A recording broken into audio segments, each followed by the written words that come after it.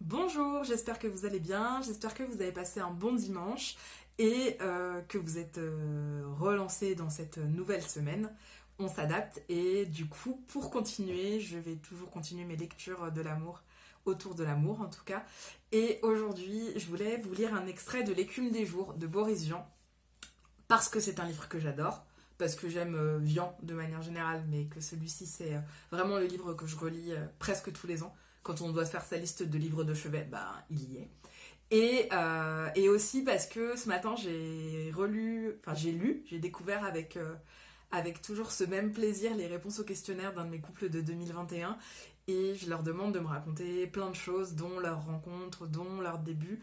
Et en fait, je trouve ça toujours merveilleux les rencontres parce ça dit tellement de choses de nous et c'est tellement, c'est tellement plein de petites choses qui font que c'est cette histoire particulière qui existe.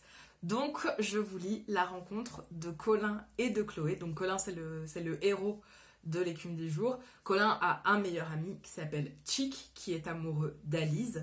Et il se retrouve là, en fait, il se retrouve à une fête chez Isis, où Isis vient de présenter Colin à Chloé et il lui a demandé si elle était accordée par Duke Ellington. Donc Colin est fan et dont il aime beaucoup la chanson qui s'appelle Chloé. Du coup, il s'est senti tout bête et il allait partir quand il s'est fait arrêter par Chick et Alice qui lui disent mais enfin, tu vas pas partir maintenant. Voilà la mise en contexte.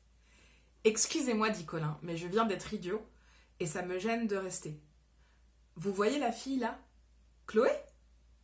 Vous la connaissez, dit Colin. Je lui ai dit une stupidité et c'est pour ça que je m'en allais.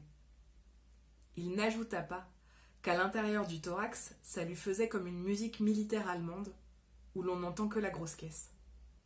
N'est-ce pas qu'elle est jolie demanda Alice.